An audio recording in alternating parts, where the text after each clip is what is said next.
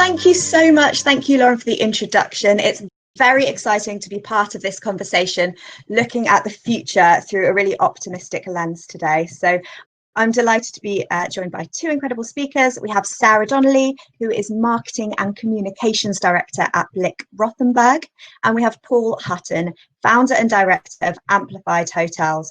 And today, this morning, we are going to be looking at the conversation around the specific actions that we need to boost the economy of the events sector and ensure the future opportunities. You know, right now, bouncing back is incredibly important, and it's something that we are all focused on and all committed to. So let's open this conversation. So Sarah, I'd like to ask you, what would you say to event planners or businesses that might be quite nervous about booking events right now? I think the main thing is that, you know, we are the ones who can keep this industry going. It's down to us. There is, you know, there's a circle here in any situation that's looking towards a downturn. There becomes a circle, which is the government having the right things in place to ensure that that they give stimulus, that that the banks are able to offer funding, that companies keep investing, and that individuals keep spending, and that needs to happen to stop it being a deeper recession. So looking at the events industry, we have to remember that there's nothing that's ever going to substitute face-to-face. You know, these digital events are great, but people still want to meet, they still want to see each other. So as individuals, we've got a role to play to keep the industry going. And whilst you can be nervous, I would say work with venues, you know, work with others to be flexible, to come up with different ideas. Embrace technology would be another thing, you know, really think about what you can do slightly different. But I think it's up to every individual to really champion the continuation of events, because that's really important. It really is. So we'll be looking at us as individuals can do later on during this session. But Paul, have you got anything to add to that for people that might be nervous right now? Well, I think what Sarah mentioned about working with venues is really important. I think it's important to think that actually we're in quite a lucky position in the sense that we've got the benefit of hindsight and a lot of context. You know, looking back to February and March, when this really began to become a huge issue for our industry, I think at the time a lot of the decisions that we were taking were being everybody was reacting rather than taking proper decisions. And I think a lot of the decisions that were being made were panic guided. I think we've actually now we've got the unfortunate privilege of being able to rebuild our face-to-face events industry from scratch. And I think key to that is going to be not taking a partisan approach, but actually, as Sarah mentioned, working with venues, having open dialogues between suppliers and buyers. And that's where you're going to find common ground that we're going to be able to build upon and get face-to-face events back up and running. Yeah, absolutely. That's so important. And Paul, with your work, you know, as founder of Amplified Hotels, this is something you really, you know, you are amplifying these brands and helping them to increase their visibility. So to that point, have you got advice specifically for those venues and suppliers who might be struggling to get business over the line? Yeah, well, I mean, I guess it leads on from that question, from what we've just spoken about. But, you know, if you have a client who is talking to you about a piece of business and they're just not getting past the line, I think you need to understand what their concerns are going to be. So going back to what I mentioned, have open dialogue and find out what it is that they are reluctant to commit to. I think probably chances are you'll find that a lot of the concerns will be related to the terms and conditions, payment terms. What are they committing to, and what will be their liability in the case that X, Y, or Z happens. And I think what venues can probably look to do most proactively is how can they become a little bit more flexible with their approach to terms and conditions. And this isn't about venues giving it all away or waiving fair cancellation fees where necessary. But I think we do need to look as venues at each individual piece of business more than we ever did previously, and work out what the terms and conditions are that we should be working with on that client. Maybe there's talk, for example, of corona clauses. Maybe we need to look at those on a more piece by piece basis. And also, I think making sure that your proposals and your terms and conditions are really clear. I think you can have the fairest terms and conditions in the world, but if they are hidden away in 0.9 font, legal jargon, I think that's going to put people off. So having open conversations with your clients and making sure that your proposition and your terms and conditions are fair. Yeah, I would totally agree. And, you know, I'm doing this right now. I'm looking at booking venues from 2021, and having those terms and conditions is absolutely key. And as an event manager trying to navigate this situation right now, the last thing we need is super confusing terms and conditions. So thank you, Paul, for that advice. And Sarah, have you got anything to add to that? You know, anything to help those venues and suppliers to get the business across? I mean, I think this is a really ideal opportunity for the events industry as a whole, because, you know, whilst crises bring challenges, they also bring opportunities. And, you know, this is a time when people can come together and really work closely together. And I know in the past, you know, venues have to be, you know, really clear about their terms and conditions, and they, you know, they need to be a commercial business. At the same time, event planners want to push for the best deal that they can get. And so often, you know, in the industry, we've kind of butted heads at times, but this is really a good time to come together and explore opportunities. I would say be human is the main thing. You know, there's some research that was done recently by Dynata, and their research showed that 67% of people found brands more appealing now, where they're giving them something for free now, which might be just some advice, some support, anything. And it builds that halo effect for your brand, so that in the longer term, people want to come to you. And I think pick up the phone. You know, if you're worried about it because you think, you know, are they going to think I'm selling too hard to sell or anything else? You know, you wouldn't have that thought about picking up the phone to a friend who needed some advice. You know, it's the same thing. Pick up the phone, have a chat, just check in with people. When I was discussing about doing this session, I suddenly had a thought that, you know, I had a venue booked for an event in March that we said we'll have to put back to later in the year, and I haven't checked in with that venue at all, and they haven't checked in with me. And actually, you know, they were really kind about letting us put the event off. They were really helpful, and so I think it's a time to really kind of just pick up the phone, just have those conversations, and be human. That's so true, and that's great advice. I think we can all, I think for the first time, actually, a lot of us are not in the office, we're working from home, we're not running around for the first time in long. So actually picking up the phone, having that connection, I think we can be a lot more productive and a lot more creative with those solutions. So I'd like to ask you both, and I'll start with you, Paul. Is there anything that we can be doing as individuals to support the event sector right now? What are your top tips? Well, I think what we can all do, I mean, we're a huge industry. I think it's, you know, 70 billion, something like that, of which almost half of that is business meetings and events.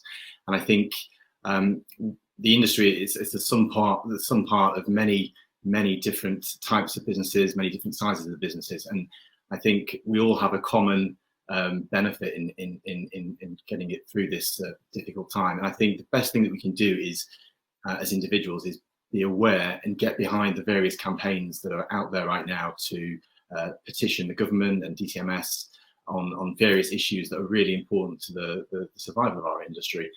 You know, a really good example of this is the recent extension of the furlough scheme, and how various bodies and organisations like the HBAA and certain others really got behind that, and almost certainly played a role in getting that extended beyond June. And if that hadn't happened, then as an industry, we would be we would probably be facing many redundancies and almost certainly some business closures next month. So really getting behind and supporting the opportunities out there in those campaigns, I think, is really critical and something we can all play a part in. Yeah, definitely. I completely, there's so much there. So do please show support. Sarah, over to you. What are your top tips, please? What we're doing as individuals? I think continuing to promote that events are really important, that they create huge opportunities for everyone. You know, they're great business opportunities, and they're great ways to network and to get to know other people and keep exploring new things. You know, all the while we're in a situation that is out of our control, that, you know, we can't meet face to face right now. Use things like digital to really kind of still explore different ways of doing events, and, you know, really focus on what those events achieve. I think there is going to be a huge focus for all businesses on return on investment. And so I think both venues and event planners can work together to look at what was successful about this event? How can we be even more successful? And that collaboration piece comes in again. What more can you do around these events? I think we've gone through that first stage, as Paul said earlier, where it was very, it was a very scared world and people didn't know what was going to happen. We're still not completely through it, but we're in a bit more of a stable situation. We've got used to this working from home. Think about how you can do things together, how you can, if you're doing an event and you want to sort of carry on with that event, but digitally, work with the venue, have a chat about, whether you can use something like Zoom where you can have backgrounds, whether the venue will let you use some imagery of their venue so people feel like they're actually there, or some different things that give people the opportunity to have that ambience that they would have at the venue. Or, can they do something different? We recently did an international event from home. So we did a virtual drinks in a bar in Texas that we would normally hire. We rang them and said, look, obviously we're not there, we can't hire it. It's a British bar in Austin. Can you give us some imagery of your bar so people can feel like they're in there? And could we sort of, use some of the deposit we paid you to get your DJ to do the music in the background, from home? So just be innovative, come up with different ideas. And I think that's the best way that we can keep showing that the events industry always have something to give, whether we're in this situation or not. Absolutely, 100%. I love that idea. I would love to be at a bar in Texas. That sounds lots of fun. From home, of course. So we're going to go over to some questions now from the audience. So please do use that chat feature if you would like to ask a question. So one to you, Paul, first. So with your partners at Amplified Hotels, can you talk to us a little bit more about the specific sort of things that they're putting in place in terms of health and safety? This is a question from Sammy Allen, and she says that tangible actions will help the industry and hopefully encourage best practice. Yeah, well, all of the brands that we work with have been very sort of prompt in rolling out their plans and initiatives that they're going to roll out to reassure customers to come back into the hotels. So obviously there's a huge focus being placed on sanitisation and what steps can be made to minimise contact, through the customer's stay in a hotel.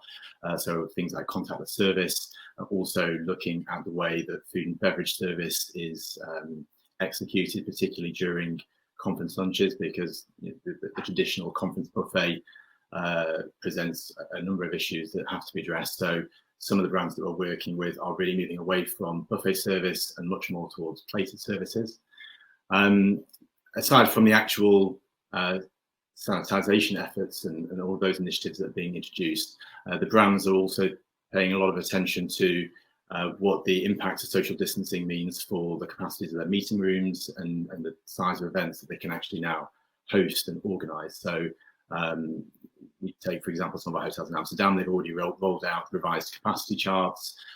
They're working on updated meeting room plans and looking at how they can actually maybe, as a solution, introduce multi-hub meetings across their hotels. So rather than having to gather so many people in one venue, maybe they can split it amongst various venues. So there's a lot of work going on behind the scenes that the hotels are now really starting to roll out and promote very actively.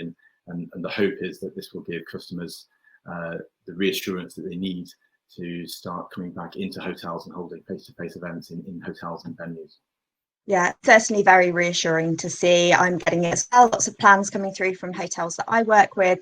And it's great to see that, being optimistic, and we're looking to the future and how we can be a bit safer moving forward. So I've got another question for Sarah specifically. And this is, when are you planning on booking on-site meetings, and have you pivoted any events to online? So we're looking at the last quarter of this year onwards for booking things on site, and that is with the view of being very flexible about that in case it has to push into the start of next year. But really starting from the last quarter of the year. And then in terms of have we pivoted events? Yes, absolutely. I gave an example before, but also we're doing a lot more webinars and really just looking at constantly how we can take events that we were going to do and make them as interactive as possible with our clients, and and really thinking about how we can be a bit more innovative than just doing a simple webinar. But I think that again, brings up a really important point, which is when we started lockdown, we had a webinar package that only allowed us to have 100 participants, and we very quickly needed more capacity. And we had to go through a very quick turnaround with our webinar provider to get to a higher number of participants. But they were inundated with people wanting to do the same, and so they've done very well in this situation. And so I think again, there are parts of the industry that are really succeeding during this time, and we should all work together to look at where the opportunities are. But yes, we've absolutely pivoted our events to online. Yeah, I think so many of us have had to, and it's exciting to see all the sort of creativity that's coming out of that. So Paul, another question. You mentioned about T's and C's earlier and how important it is that we kind of get creative, we get a little bit more relaxed and very, very clear on those rules and conditions. But do you think that venues are prepared to work on these T's and C's together? Or do you think they're kind of adapting them as standard for everyone? Well, I think that will depend a lot on the individual businesses, and perhaps more with smaller independent businesses, you might have more flexibility on their part. But I think overall, hotels and venues are going to be prepared to be much more flexible with terms and conditions, or at least visit it on a piece by piece basis. And I don't think it's the case that, there will be to some extent, hotel brands, venues will be looking to look at what their terms and conditions are moving forward, but there has to be a degree of flexibility when you're speaking about individual events. I think venues will need to, when they receive an inquiry, they will need to judge based on the value of that piece of business, how much they need it, what is the risk to that venue if they eventually lose that piece of business. They have to make a calculated judgment and see what can be agreed with the organizer to get that piece of business over the line. So I think there will be increasing flexibility, yes. Definitely, and we've just got to maybe one more question, but a lot of us as event organisers are now looking to this party season. It seems we're just going into summer, but so will Christmas again. Sarah, can I ask you, are you seeing any trends for the Christmas party season yet? Anything to look out for? Not really. It's starting to be discussed.